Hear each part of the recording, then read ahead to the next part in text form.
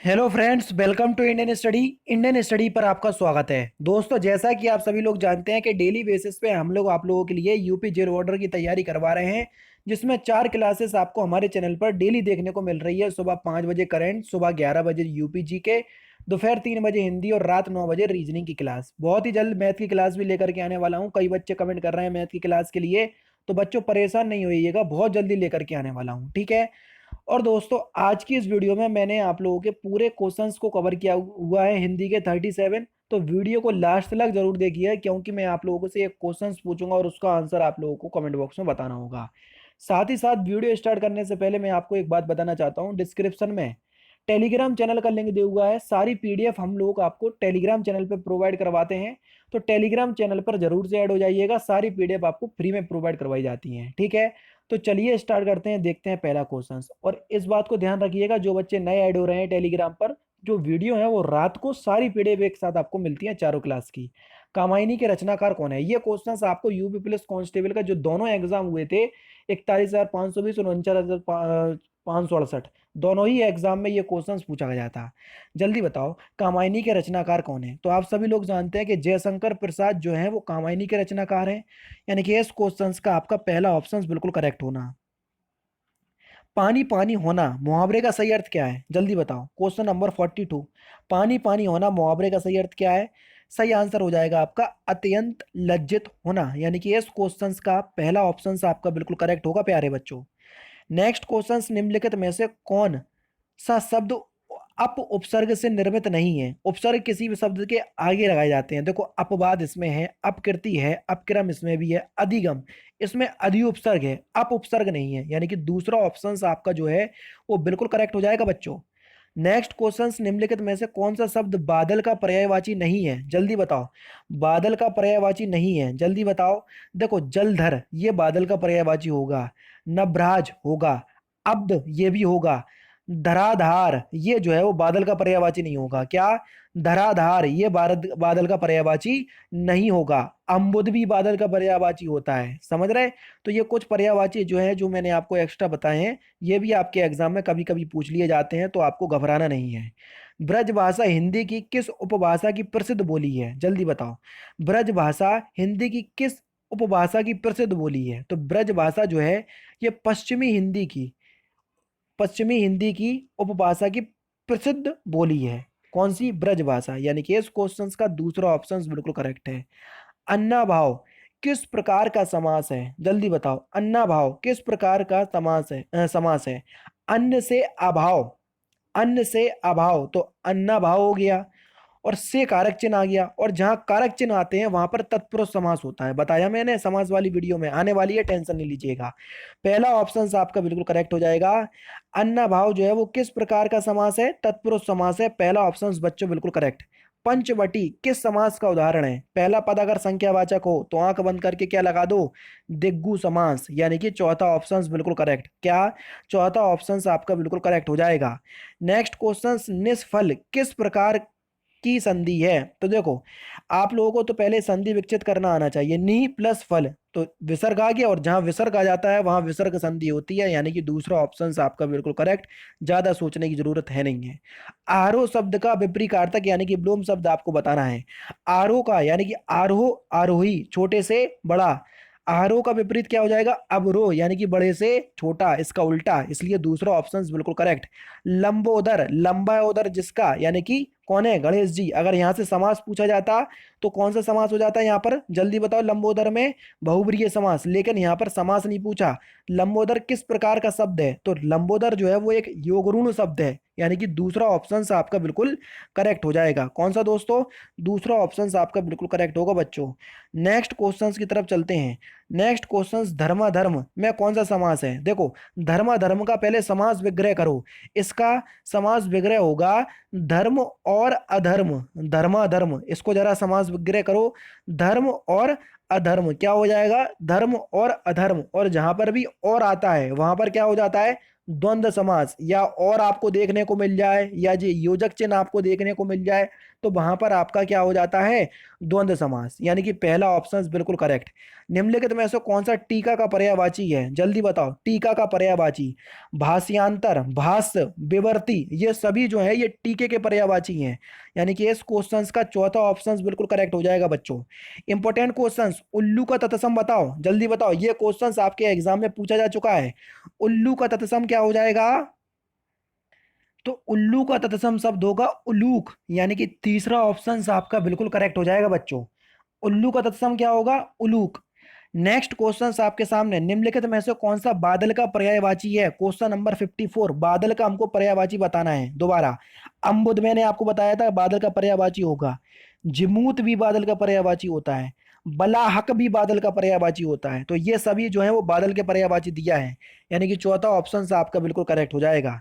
राहत का विलोम शब्द क्या हो जाएगा, जल्दी बताओ, ये क्वेश्चंस इंपॉर्टेंट है क्योंकि आप सभी लोग जानते हैं कि बड़ा किसके कारण, कोरोना वायरस के कारण बहुत ज्यादा प्रकोप मचा हुआ है, ठीक है। तो उसके चलते ये क्वेश्चंस जो है आपसे पूछ लिया जाए। देखो, राहत का विलोम शब्द हो जाएगा प्रकोप, या ये पूछ ले कि प्रकोप का विलोम शब्द क्या होगा, तो होगा राहत, समझ रहे। तो आजकल की दृष्टि को देखते हुए ये क्वेश्चंस आपसे पूछ लिया जाए, इसलिए इस पे आईएमपी लगा लो, इंपोर्टेंट, समझ रहे, तो इंपोर्टेंट लगा सकते हैं। मछली का तत्सम आसानी से बता सकते हैं कि मछली का तत्सम क्या हो जाएगा, क्वेश्चन नंबर 56, मछली का, तो मछली का तत्सम होगा मत्स्य, यानी कि दूसरा ऑप्शन आपका बिल्कुल करेक्ट, समझ रहे, दूसरा ऑप्शन आपका बिल्कुल करेक्ट। प्रतिहिंसा में कौन सा उपसर्ग होगा, उपसर्ग किसी भी शब्द के आगे लगाए जाते हैं, कई बार आपको बताया है, तो प्रतिहिंसा में प्रति उपसर्ग होगा बच्चों, कौन सा, प्रति उपसर्ग होगा, दूसरा ऑप्शन आपका बिल्कुल करेक्ट। नेक्स्ट क्वेश्चन, विद्या प्लस अर्थी किसकी संधि विच्छेद है, विद्या प्लस अर्थी किसकी संधि विच्छेद है, आसानी से बता सकते हैं, बस आपको यह पता होना चाहिए कि विद्यार्थी किस प्रकार से लिखा जाता है। अगर आपको विद्यार्थी की शुद्ध वर्तनी पता है तो आराम से आप इस क्वेश्चन का आंसर दे सकते हैं, तो विद्यार्थी दूसरा ऑप्शन आपका बिल्कुल करेक्ट हो जाएगा। सनमार्ग में का समास विग्रह करो, सनमार्ग का समास विग्रह करो, 59, सनमार्ग का समास विग्रह।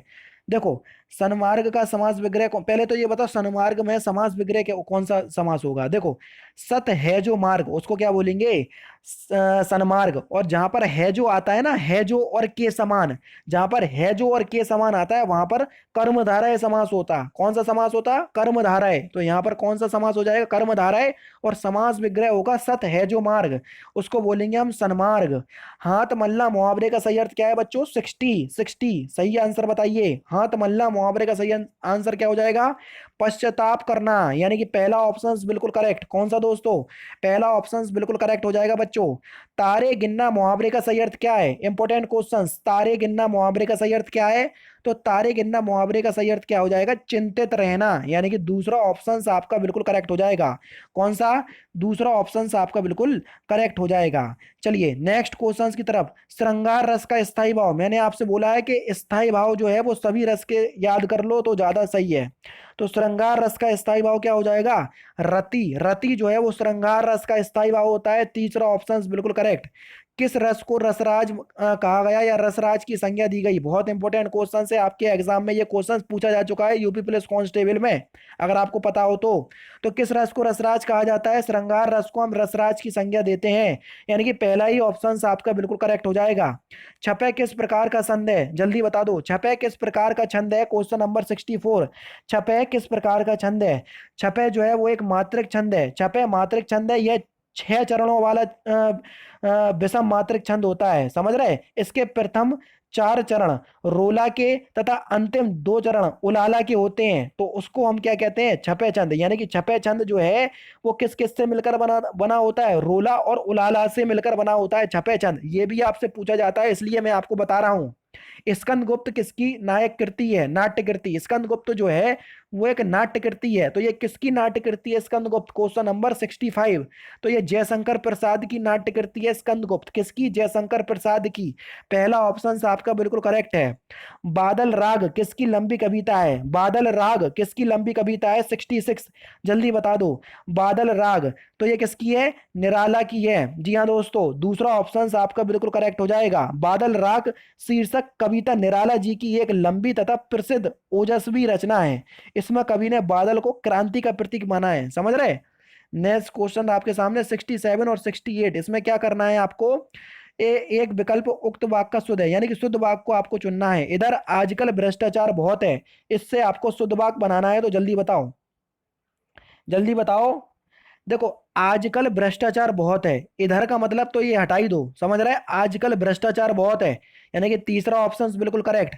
इसकी वास्तविक कारण क्या है, जल्दी बताओ, इसकी वास्तविक कारण क्या है, 68, शुद्ध वाक्य बनाओ इसका, जल्दी बताओ, आसानी से बता सकते हैं। इसका वास्तविक कारण क्या है, पहला ऑप्शन बिल्कुल करेक्ट हो जाएगा, कौन सा, पहला ऑप्शन बिल्कुल करेक्ट होगा बच्चों। नेक्स्ट क्वेश्चन, वह कैसा व्यक्ति है जो अभी तक आया नहीं, इस वाक्य में किस प्रकार का वाक्य है, ये जो है वाक्य है ये किस प्रकार का वाक्य है, जल्दी बताओ। तो ये एक मिश्र वाक्य है, वह कैसा व्यक्ति है जो अभी तक नहीं आया, तो एक ये क्या है, एक प्रकार का मिश्र वाक्य है। दूसरा ऑप्शन बिल्कुल करेक्ट। निम्नलिखित में से कौन सा शब्द आई प्रत्यय से बना है, जब जल्दी बताओ, कि मैंने आपको क्या बताया कि प्रत्यय जो है वो किसी भी शब्द के कहाँ लगाए जाते हैं, पीछे लगाए जाते हैं, तो कौन सा शब्द जो है वो आई प्रत्यय से बना हुआ है, जल्दी बताओ। क्वेश्चन नंबर 70, भलाई जो है इसमें आई प्रत्यय आया हुआ है, पहला ऑप्शन आपका बिल्कुल करेक्ट है। किस मुहावरे का अर्थ परेशान करना होता है, यानी कि हमको मुहावरा बताना है, अभी आपको मुहावरा देते थे, अर्थ पूछते थे, अब आपको अर्थ दे दिया, मुहावरा पूछा, यानी कि उल्टा आपको बताना है परेशान करना किस मुहावरे का अर्थ है। तो छक्के छुड़ाना, छक्के छुड़ाना, छक्के छुड़ाना मुहावरे का सही अर्थ क्या हो जाएगा, परेशान करना। तो पहला ऑप्शन आपका बिल्कुल करेक्ट हो जाएगा। ठीक है, नेक्स्ट क्वेश्चन आपके सामने, जल्दी बताओ। बहुत तेज वर्षा हो रही है, इस वाक्य में प्रविशेषण कौन सा शब्द है, थोड़ा सा मैं जूम आउट कर लेता हूं तो आपको, ताकि आपको सारे ऑप्शंस अच्छे से देखें। बहुत तेज वर्षा हो रही है, इस वाक्य में प्रविशेषण कौन सा शब्द है, तो कौन सा शब्द हो जाएगा, बहुत जो है इस वाक्य में प्रविशेषण है। जिन विशेषण शब्दों द्वारा संज्ञा की मात्रा का बोध होता है उन्हें परिमाण विशेषण कहते हैं, जैसे कुछ लड़कियां आ रही हैं, तो वाक्य में कुछ शब्द जो है वो अनिश्चित परिमाण का बोध कर रहा है, अतः यह एक अनिश्चित परिमाणवाचक विशेषण है, समझ रहे। तो मैंने आपको विशेषण के बारे में थोड़ा सा बता दिया, ठीक है। चलिए नेक्स्ट क्वेश्चंस की तरफ चलते हैं, और ये प्रविशेषण के बारे में मैं आपको बता दूं, जो शब्द संज्ञा या सर्वनाम की, जो शब्द संज्ञा या सर्वनाम की विशेषता बताते हैं उन्हें विशेषण कहते हैं, और जो विशेषण जिसकी विशेषता बताता है उसे हम विशेष कहते हैं, और विशेषणों की विशेषता बताने वाले शब्दों को हम प्रविशेषण कहते हैं। जैसे बहुत तेज वर्षा हो रही है, तेज यहाँ पर विशेषण है, तथा बहुत जो है वो एक प्रविशेषण है। कुछ लड़कियां आ रही हैं, तो यहाँ पर कौन सा विशेषण है, जल्दी बताओ, कुछ लड़कियां आ रही हैं, तो अभी हाल ही मैंने आपको बताया, जहां कुछ शब्द आ जाए, थोड़ा शब्द आ जाए, वहां एक अनिश्चित परिमाणवाचक विशेषण होता है। तो यहाँ पर परिमाणवाचक विशेषण तो है, लेकिन परिमाणवाचक की कौन सी संज्ञा है, अनिश्चित परिमाणवाचक विशेषण, समझ रहे। नेक्स्ट क्वेश्चन, राम ने श्याम को मारा, वाक्य में कौन सा कारक है, राम ने श्याम को मारा, तो देखो ने जो है वो कारक चिन्ह है। अब ने कारक चिन्ह किस कारक के लिए यूज होता है, अगर आपको ये पता है, कर्ता ने, कर्ता ने, यानी कि पहले ही ऑप्शन आपका बिल्कुल करेक्ट हो जाएगा, कर्ता कारक होगा, यहाँ पर क्या हो जाएगा, कर्ता कारक। लास्ट क्वेश्चन है, निश्चयवाचक सर्वनाम कौन सा है, जल्दी बताओ, निश्चयवाचक सर्वनाम, यानी कि निश्चित होना चाहिए, तो निश्चय, कौन पता नहीं, कुछ पता नहीं, कोई पता नहीं, वह, वह जो है वो एक निश्चित वाचक सर्वनाम है, वह रोज यहाँ पर आता है। अब वह जो है वो एक पर्टिकुलर आदमी है या कोई भी हो, लेकिन जो है वो हमको निश्चित है, इसलिए ये निश्चित वाचक सर्वनाम है, चौथा ऑप्शन आपका बिल्कुल करेक्ट। तो दोस्तों आज की वीडियो में मैं 35 ही क्वेश्चंस लेकर के आया हूं, दो क्वेश्चंस आपके जो हैं वो उसमें चले गए, किसमें, सॉरी, आपके जो गद्यांश होता है उसमें, ठीक है। लेकिन फिर भी मैं आप लोगों से एक क्वेश्चन पूछ रहा हूं और उसका आंसर आप लोगों को कमेंट बॉक्स में बताते हुए जाना है, ठीक है। अगर आपको वीडियो अच्छी लगी तो वीडियो को लाइक और शेयर जरूर कर दीजिएगा, और मैं आपको बता चुका हूं कि पीडीएफ के लिए टेलीग्राम चैनल को जरूर से ज्वाइन कर लीजिएगा, ठीक है। तो दोस्तों पहला जो आप लोगों से मैं क्वेश्चन पूछ रहा हूँ वो ये है कि जो सूर सागर जो है वो किसकी कृति है, रस खान, सूरदास, महादेवी वर्मा, या इनमें से कोई नहीं। तो चार आंसर ऑप्शंस दिए हैं, उसका सही आंसर आप लोगों को बताना है, सूर सागर, जल्दी बताओ। तो इस क्वेश्चन का सही आंसर आप लोगों को कमेंट बॉक्स में बताना है। तो दोस्तों फिलहाल की वीडियो में सिर्फ इतना ही। अगर आपको वीडियो पसंद आए तो प्लीज दोस्तों वीडियो को लाइक कीजिए, शेयर कीजिए, और साथ ही साथ हमारे चैनल को सब्सक्राइब करना ना भूलें, क्योंकि मैं रोजाना इसी तरह की वीडियोस आप लोगों के लिए लाता रहता हूँ। नमस्कार दोस्तों, जय हिंद, जय भारत।